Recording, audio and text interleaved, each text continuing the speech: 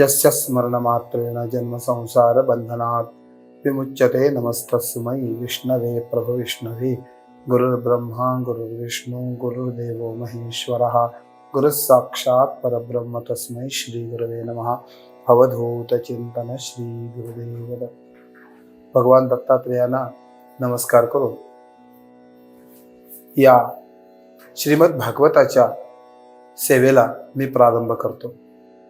या श्री दत्त भक्ती या यूट्यूब चॅनलवरून आपण श्रीमद भागवतातील एकादश स्कंदात भगवान श्री कृष्णाने उद्धवांना अवधूत गीता सांगितली। म्हणजेच भगवान दत्तात्रेयांनी यदुराजांना आपले 24 गुरु सांगितले। जो जो जयाचा घेतला गुण त्यासी गुरु केला मी जाण। गुरुस आले अपारपण जग सर्व गुरु दिसे। या श्री एकनाथ महाराजांच्या वचनावरून दत्तात्रेयांनी आपले 24 गुरु यदुराजांना सांगितले। त्या 24 गुरूंच्याकडून घेतलेलं जे ज्ञान आहे त्या ज्ञानाचा विचार चिंतन अभ्यास आपण करतो आहोत। कालच्या भागामध्ये आपण भगवान दत्तात्रेयांनी समुद्राला गुरु करून घेतले आणि समुद्राकडून कोणतं ज्ञान घेतलं याचा विचार आपण कालपासून सुरू केलेला आहे। काल आपण विचार केला की संतुष्ट सतत योगी यतात्मा दृढ निश्चयः मय्यर्पित मनोबुद्धिर योमत भक्तस्य मे प्रियः।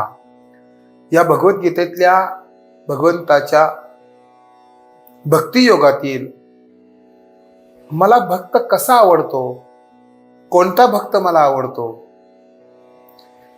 हे सांगत असताना भगवान श्री गोपाल कृष्णाने संतुष्ट हा शब्द वापरला। संतुष्ट सतत योगी। संतुष्ट म्हणजे कसं असावं, तर त्याच श्लोकाच्या खाली ज्ञानेश्वर माऊलींनी चिंतन केलंय। वार्षी येविण सागर जैसा जळे नित्य निर्भर। काल आपण विचार करत होतो की महापुरामध्ये नद्यांना पावसाळ्यामध्ये नद्यांना महापूर येतो। सगळ्या नद्या दुथडी भरून वाहायला लागतात। सगळं पाणी समुद्रामध्ये जातं, परंतु समुद्राला कधीही पूर येत नाही। त्याचप्रमाणे उन्हाळ्यामध्ये सगळ्या नद्या आटून जातात, परंतु समुद्र कधी आटत नाही, कारण तो पूर्ण आहे। वार्षी येविण सागरो जैसा जळे नित्य निर्भरू। म्हणजे वर्षा ऋतू शिवाय म्हणजेच उन्हाळ्यात सगळ्या नद्या आटल्या तरी सुद्धा समुद्र आटत नाही, कारण तो पूर्ण आहे। तसा निरुपचार कुठल्याही उपचाराशिवाय जो संतुष्ट असतो, जो संतोषी असतो, देव सांगतात अर्जुनाला की तो माझा भक्त आहे।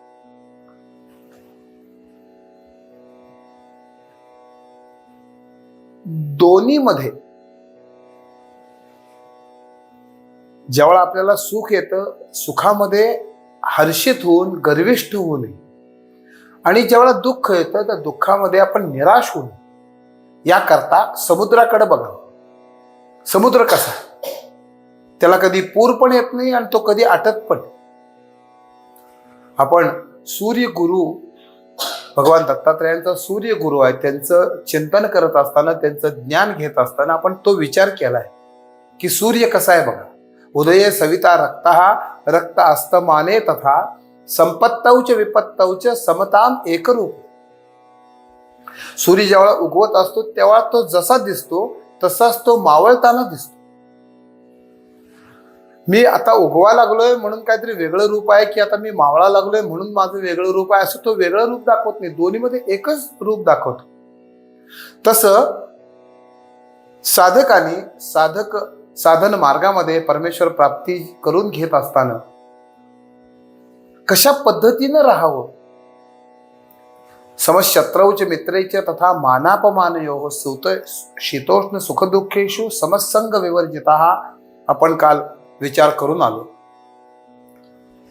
अशा पद्धतीने जर आपण समाधानानं आपल्या जीवनामध्ये राहिलं तर परमेश्वरी कृपा आपल्यावर निश्चित होते। हा गुण हे ज्ञान समुद्राकडून भगवान दत्तात्रेयांनी घेतले. आणखी कोणता गुण घेतला तर कितीही प्रयत्न केला मनुष्याने.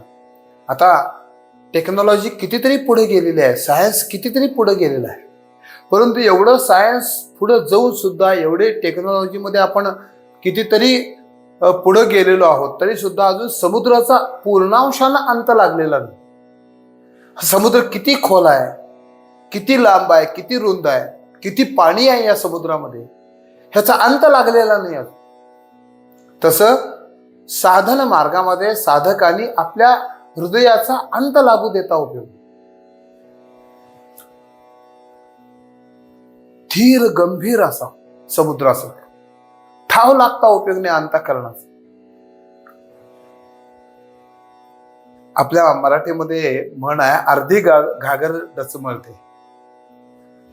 घागर अर्धी असली तर डचमळते, आवाज येतो धडाक धडाक धडाक, परंतु घागर पूर्ण भरली असली की आवाज येत नाही.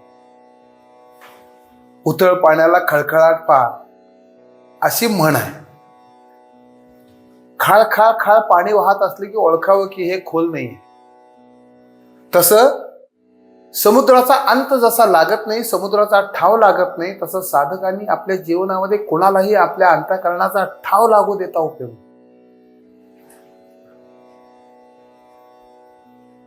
आणखी कोणता गुण घेतला तर भगवान दत्तात्रय सांगतात की याच्यामध्ये किती रत्न आहेत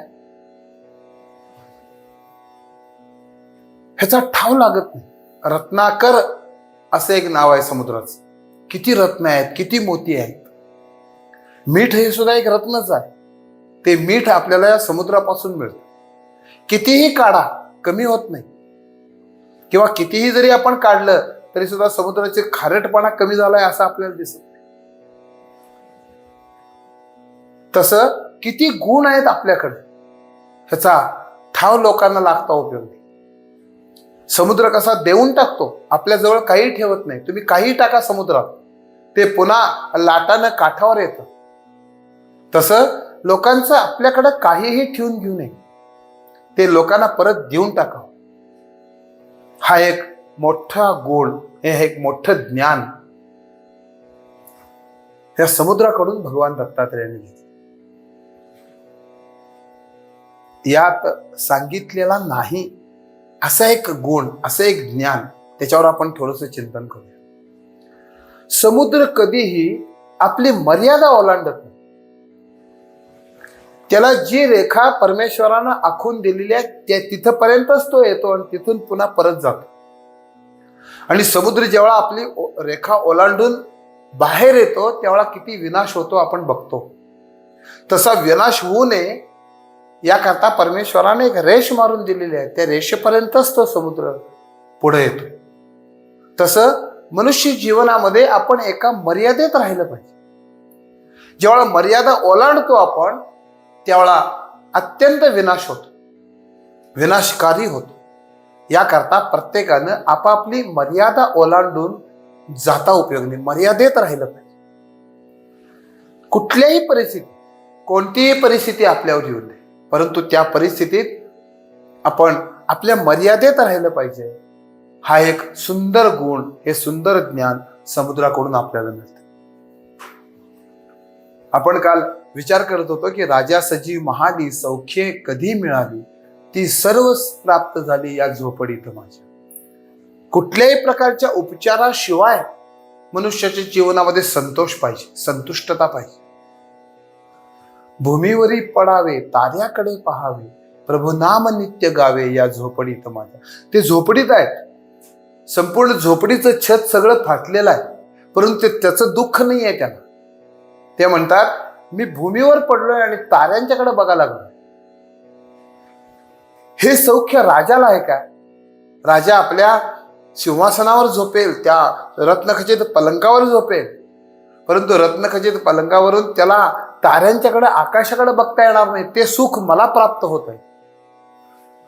कुठल्याही उपचाराशिवाय ज्या परिस्थितीत आपण आहोत, ठेविले आनंद ते तैसेची राहा, चित्ती असू द्यावे समाधान, संत सांगतात. असं समाधान आपल्यामध्ये यावं याकरता समुद्राला गुरु करून घ्यायला पाहिजे, समुद्राकडून हे ज्ञान घ्यायला पाहिजे. संत श्रेष्ठ जगद्गुरु तुकाराम महाराज अत्यंत श्रीमंत होते, अत्यंत श्रीमंत, अत्यंत श्रीमंत होते. परंतु थोडा व्यापारामध्ये तोटा आला असेल, नुकसान झालं असेल, सगळं संपन्नता नष्ट झाली आणि दारिद्र्य आलं, घरात काहीही नाही अशी परिस्थिती निर्माण झाली. परंतु या दोन्ही परिस्थितीत अत्यंतिक समाधान असणारे तुकाराम महाराज आहे. दोन्ही परिस्थिती ज्यांनी अनुभवलेल्या आहे, अत्यंत श्रीमंती अनुभवलेली आहे आणि अत्यंत दारिद्र्य ज्यांनी अनुभवलेलं आहे, परंतु दोन्ही परिस्थितीमध्ये भगवंताचं अनुसंधान सुटलेलं नाही, भगवंताचं नामस्मरण सुटलेलं नाही. सदैव भगवंताच्या आराधनेत ज्या परिस्थितीत देवा तू मला ठेवलेस त्या परिस्थितीत मी अत्यंत समाधानी आहे. इतकं समाधान जगद्गुरु तुकाराम महाराजांच्या जीवनामध्ये आपल्याला बघायला मिळतं. कितीतरी संत असे आहेत की ज्यांच्या जीवनामध्ये अशा प्रकारचे कित्येक दुःख आलेले. ज्ञानेश्वर माऊलींना काय दुःख कमी होतं? संन्याशांची मुलं म्हणून समाजानं त्यांना वाळीत टाकलं. त्यांची सावली अंगावर पडली तर त्या काळात लोकांनी आंघोळी केलेले. इतकी अवहेलना, इतका अपमान ज्यांनी आपल्या जीवनामध्ये सहन केला. ज्ञानेश्वर माऊली भिक्षा मागण्याकरता जेव्हा लोकांच्या दारात जायचे त्यावेळा कित्येक लोकांनी झोळीमध्ये माती टाकलेली त्या काळात. म्हणजे भिक्षा तर दिली नाहीच, परंतु ज्यांनी भिक्षा दिलेली आहे ती सुद्धा भिक्षा माती टाकून त्यांनी खराब करून टाकली. इतका त्रास त्या काळात, त्यावेळची समाज व्यवस्था काय असेल तो भाग वेगळा आहे. आता संन्याशांच्या पोटाला जन्माला आले हा काय ज्ञानेश्वर माऊलींचा अपराध आहे का? परंतु प्रत्यक्ष परब्रह्म जन्माला आलेला आहे, प्रत्यक्ष परमेश्वरानं अवतार धारण केलेला आहे, हे त्या काळातल्या लोकांना समजलं नाही. म्हणून ज्ञानेश्वर माऊलींना इतका त्रास दिला, परंतु तरी सुद्धा किंबहुना सर्व सुखी अशीच मागणी पसायदानात ज्ञानेश्वर माऊली मागतात.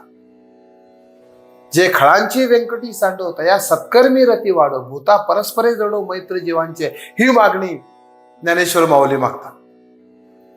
ज्ञानेश्वर माऊलींनी त्या काळात त्रास देणाऱ्या लोकांच्याकडे नुसतं रागानं जरी बघितलं असतं तरी ती माणसं जळून खाक झाली असती, एवढं सामर्थ्य आहे त्यांच्याकडे.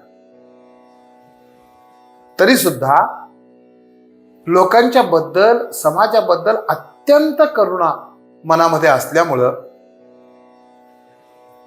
जो जे वांछील तो ते लाहो अशी मागणी त्या परब्रह्माकडं ज्ञानेश्वर माऊली मागतात. ज्यावेळी त्यांचा सत्कार झाला, ज्ञानेश्वर माऊलींचा काशीमध्ये सत्कार केला, ज्यावेळी रेड्याच्या मुखातून वेद बोलवले, भिंत चालवून दाखवली, असे चमत्कार केल्यानंतर त्यांचं दैवत्व लोकांना कळालं. लोकांनी त्यांचा त्या काळात जय जयकार केला, परंतु तोही त्यांनी अनुभवला आणि आपल्याला अवहेलना केली, आपला अपमान केला, ही सुद्धा परिस्थिती त्यांनी अनुभवली. परंतु दोन्हीही परिस्थितीमध्ये अत्यंत समाधानानं आपल्या चित्ताची शांतता ढळू न देता ज्ञानेश्वर माऊलींनी आपल्याकरता ज्ञानेश्वरी ग्रंथ उपलब्ध करून दिला, चांगदेव 65 जन्म ग्रंथ उपलब्ध करून दिला, अमृतानुभवासारखा ग्रंथ आपल्याला दिला, कित्येक विहेरणी, कित्येक गवळणी, कित्येक अभंग आपल्याकरता प्राप्त करून दिले. आपल्याकरता तुकाराम महाराजांनी गाथा दिली आपल्याला, सगळ्या वेदांचं सार. आज वेदातली एखादी ऋचा सिद्ध करत असताना ज्ञानेश्वर माऊलींचा अभंग, तुकाराम महाराजांचा अभंग त्याला आधार म्हणून दिला जातो. एवढी श्रेष्ठता त्यांच्या ग्रंथाला आज प्राप्त झाली. ते ग्रंथ रूपानं आज आपल्यामध्येच आहे. मी ज्ञानेश्वर माऊलींचं, तुकाराम महाराजांचं उदाहरण कशा करता दिलं, तर दोन्हीही परिस्थिती ज्यांनी अनुभवलेली आहे जीवनामध्ये, परंतु तरी सुद्धा परमेश्वराचं अनुसंधान त्यांनी सोडलेलं नाही आहे, परमेश्वराची उपासना, परमेश्वराचं नामस्मरण त्यांनी सोडलेलं नाही आहे, आणि एका विशिष्ट क्षणी परमेश्वराची प्राप्ती त्यांनी आपल्या जीवनामध्ये करून घेतलेली. याकरता भगवान दत्तात्रय सांगतात यदुराजांना की मी समुद्राला गुरु करून घेतलं आणि त्यांच्याकडून हे फार मोठं ज्ञान मी प्राप्त करून घेतलं की कुठल्याही उपचाराशिवाय, कुठल्या अशी परिस्थिती असेल तर मी सुखी, अशी परिस्थिती असेल, ह्या गोष्टी माझ्याजवळ असतील तर मी सुखी, या गोष्टी माझ्याकडे नसतील तर मी दुःखी, असा विचार न करता त्या वस्तू असोत अगर नसोत, भौतिक पदार्थाशिवाय आपण आनंदित असणं, आपण समाधानात असणं, आपण संतुष्ट असणं, आपण संतोषी असणं, असे भक्त देव सांगतात अर्जुनाला की मला अतिशय प्रिय आहे. योमत भक्त समे प्रिया, हे भक्त मला अतिशय प्रिय आहेत. असे भक्त होण्याकरता ते समाधान समुद्राकडून आपण शिकूया.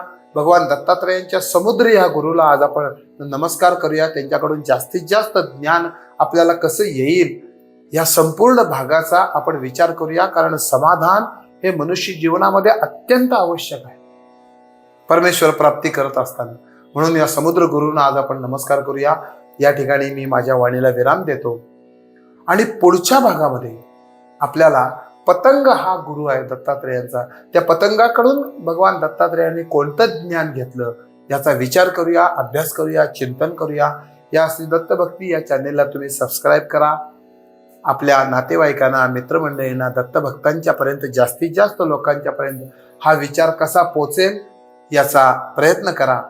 माझ्या मर्यादित ज्ञानानं, मर्यादित वेळेमध्ये जास्तीत जास्त सोपं करून सांगण्याचा मी प्रयत्न करतोय. भगवान दत्तात्रय, भगवान गोपालकृष्ण या सेवेनं संतुष्ट होऊ देत अशी त्यांच्या चरणी मी प्रार्थना करतो आणि मी या ठिकाणी माझ्या वाणीला विराम देतो. अवधूत चिंतन श्री गुरुदेव दत्त.